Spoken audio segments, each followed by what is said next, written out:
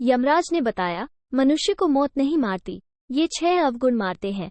एक समय की बात है, भगवान श्री राम अपनी राजसभा में बैठे हुए थे।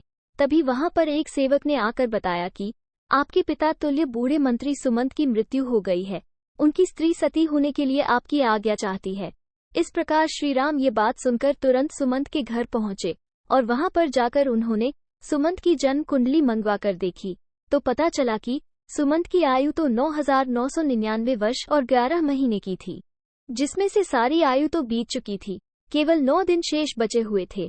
ये देखकर प्रभु श्री राम ने गुरु वशिष्ठ को बुलवाया और उनसे कहा, हे गुरुदेव, सतयुग में मनुष्य की आयु 1,00,000 वर्ष की निश्चित की गई है, त्रेता युग में 10,000 वर्ष की निश्चित की गई है, द्वापर युग में 1,000 वर्ष की निश्चित की गई है और कलयुग में 100 वर्ष रखी गई है। फिर भी यमराज ने मेरे राज्य में मेरा अपमान करके इस नियम का उल्लंघन किया है। मेरे मंत्री की आयु अभी पूरी नहीं हुई है, पूरी होने में अभी 9 दिन बाकी है, तो उन्हें यमराज यहाँ से क्यों ले गए? मैं भी यमराज को बांध कर ले आऊंगा और सुमंत को जीवित करवाऊंगा। इतना कहकर प्रभु श्री राम गरुड़ पर बैठकर यमराज की नगरी चल दिए। तब रास्ते में उन्होंने पासों में बंधे हुए सुमंत को देखा, जिन्हें यमदूत ले जा रहे थे। देखते ही प्रभु श्री राम ने यमदूतों को मारकर सुमंत को यमदूतों के हाथों से छुड़ा लिया। ये देखकर यमदूतों ने विनयपूर्वक कहा, है राजा राम, हमने आपका क्या बिगाड़ा है, जिसके लिए आपने हमें ऐसा दंड दिया? प्रभु श्री राम कहने लगे, यमदूतों, अभी इसके जीवन के 9 दिन बाकी है, तो तुम इन्हें पहले ही क्यों ले जा रहे हो? जब इनके दिन पूरे हो जाएंगे तब आकर इन्हें ले जाना, तब मैं कुछ नहीं कहूंगा। इस प्रकार प्रभु श्री राम की बात सुनकर यमदूत कहने लगे कि हे राजा राम, इनका जन्म एक अजीब तरह से हुआ था। पहले दिन इनकी माँ की कोख से दोनों हाथ और मुख बाहर आए थे और धीरे धीरे उनके पूरे शरीर को बाहर आने में पूरे 9 दिन लग गए थे। शुभ मंत्रों से पंडितों ने इनकी रक्षा की थी, इसलिए इनका नाम सुमंत पड़ा। प्रभु, आप जो इनके 9 दिन बाकी बता रहे हो वे संदिग्ध है, इसलिए हमारा कोई दोष नहीं है। आप इन्हें व्यर्थ ही हमसे छीन रहे हो और हमको व्यर्थ में मारा है। इस तरह यमदूतों की बात सुनकर प्रभु श्री राम ने कहा, है यमदूतों, जिस दिन माता के गर्भ से इनका अच्छी तरह जन्म हुआ है वही जन्म का दिन माना जाएगा। जिस दिन इनका जन्म का उत्सव मनाया गया है वास्तव में वही जन्मदिन होता है। अभी इसके 9 दिन बाकी है, तुम लोग जाओ और 10वें दिन आकर इन्हें ले जाना, तब मैं तुम लोगों को नहीं रोकूंगा। इस तरह यमदूतों को फटकार कर प्रभु श्री राम ने भगा दिया। इधर श्री राम अयोध्या में लौटकर आए तो सुमंत जीवित हो चुका था। उनके परिवार वाले उन्हें जीवित देखकर बड़े ही प्रसन्न थे। सुमंत ने अपने जीवन के आखिरी 9 दिन जानकर खूब दान पुण्य करना आरंभ कर दिया। उधर वे यमदूत दुखी होकर यमराज के पास लौट गए और कहने लगे, हे यमराज, रास्ते में राम ने हमें मारकर सुमंत को छुड़ा लिया, क्योंकि उनके जीवन के 9 दिन बाकी रह गए थे। वो 9 दिन पूरे होने पर ही राम उन्हें आने देंगे। इस प्रकार यमदूतों के मुख से उनकी पराजय की बात सुनकर यमराज क्रोध से लाल पीले हो गए और उन्होंने राम पर आक्रमण करने के लिए इंद्रदेव, अग्निदेव, वायुदेव और जिस जिस देवता से भी सहायता मांगी, तो सबने एक ही बात कही, हे यमराज, क्या तुम पागल तो नहीं हो गए हो जो विष्णु भगवान के साथ युद्ध करना चाहते हो? चुपचाप यहाँ से अपनी यमपुरी लौट जाओ। श्री राम का तुम क्या कर लोगे? जब सबने यमराज की सहायता करने के लिए मना कर दिया तो यमराज अपनी ही सेना लेकर श्री राम के साथ युद्ध करने के लिए अयोध्या को चल पड़े। वहां पर पहुंचकर चारों ओर से अयोध्या नगरी को घेर लिया। यमराज के द्वारा अयोध्या नगरी को घेरा हुआ देखकर प्रभु श्री राम ने लव को यमराज से युद्ध करने के लिए भेजा। राम के छोटे पुत्र लव और यमराज के बीच भयंकर युद्ध होने लगा। लव के बाणों से यमराज के सभी योद्धा क्षण मात्र में ही धराशायी हो गए। उन सब की यह हालत देखकर यमराज और भी ज्यादा क्रोधित हो उठे। अंत में यमराज ने लव पर अपना यमदंड छोड़ दिया। यमदंड को देखकर लव ने यमराज पर ब्रह्मास्त्र छोड़ दिया, जिसे देखकर यमदंड वापस लौट गया और लव के द्वारा छोड़ा हुआ ब्रह्मास्त्र यमराज के पीछे पड़ गया। ब्रह्मास्त्र को देखकर यमराज प्राण बचाने के लिए भागने लगे। उधर जब सूर्य देव ने देखा कि ब्रह्मास्त्र से यमराज का बच पाना मुश्किल है, तो घबराकर सूर्यदेव राम के छोटे पुत्र लव के पास आए और प्रार्थना करने लगे, हे पुत्र, इस ब्रह्मास्त्र को लौटाकर यमराज के प्राण बचा लो, क्योंकि तुम हमारे ही वंश में उत्पन्न हुए हो और यह यमराज मेरा ही बेटा है।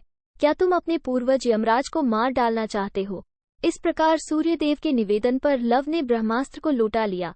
तब यमराज अपने पिता सूर्य को आगे करके श्री राम के पास गए। श्री राम ने सूर्य देवता का पूजन किया और यमराज ने श्री राम से क्षमा मांगी। युद्ध भूमि में जितने भी आदमी मर गए थे उन पर इंद्रदेव ने अमृत वर्षा करके सबको जीवन दान दिया। उसके बाद श्री राम ने यमराज से कहा कि जब तक मैं अयोध्या नगरी पर शासन कर रहा हूँ, तब तक तुम मनुष्य को अपने लोक में ले जा सकते हो जिनकी आयु पूर्ण हो चुकी है।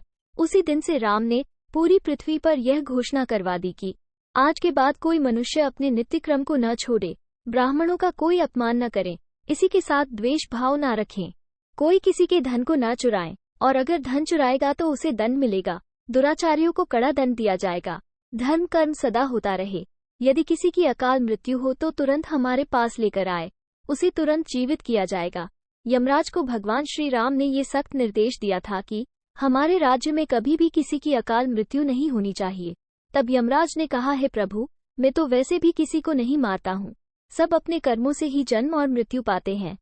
मैं तो निमित्त मात्र हूँ। आयु पूर्ण होने पर मिलने वाली मृत्यु और अकाल मृत्यु का प्राणी स्वयं ही कारण होता है, इसमें किसी का कोई दोष नहीं होता है। मुझे तो आपने माध्यम बनाकर जो जिम्मेदारी सौंपी है, मैं तो उसी का पालन कर रहा हूँ। जन्म देने वाले और मारने वाले तो आप हो। आपके द्वारा लिखे गए विधान में से मैं तो किसी के जीवन में एक क्षण न तो घटा सकता हूँ और न बढ़ा सकता हूँ। ये तो आपके हाथ में है भगवान। आप चाहे तो मृत्यु का समय पूरा होने के बाद भी प्राणी को आयु प्रदान कर सकते हैं, आप चाहे तो उसे समय से पहले भी मृत्यु प्रदान कर सकते हैं, आप चाहे तो ब्रह्मा के लिखे हुए लेख को भी बदल सकते हैं, और आपने ये किया भी है। आपके राज्याभिषेक के लिए वशिष्ठ मुनि ने शुभ मुहूर्त निकाला था, फिर भी आपने राजा न बनकर वनवास धारण किया था। सब कुछ आपकी इच्छा के अनुरूप ही होता है।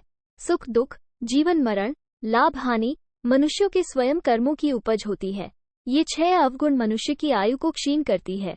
अभिमान, व्यर्थ का बोलना, त्यागहीनता, क्रोध, उदरपूर्ति, दोस्त से विद्रोह, ये 6 अवगुण एक ही कटार है जो मनुष्य की आयु को घटाती रहती है। यही अवगुण मनुष्य का वध करते हैं। रावण, कंस, हिरण्यकश्यप, इन्हें मृत्यु ने नहीं मारा, इन्हें मारा था उनके अभिमान ने। शिशुपाल, दुर्योधन, शकुनी, कर्ण को मृत्यु ने नहीं मारा, इन्हें मारा था इनके बड़बोलेपन ने। जो दोषों को नहीं त्यागता उनमें लिप्त रहता है, उसे उसके दोस्त ही मृत्यु के समीप पहुंचा देते हैं। क्रोध ऐसा राक्षस है जिसके सर पर बैठ जाए उसकी बुद्धि और विवेक को खा जाता है, और क्रोधवश ऐसा कर जाता है जो मृत्यु तक स्वयं ही पहुंच जाता है।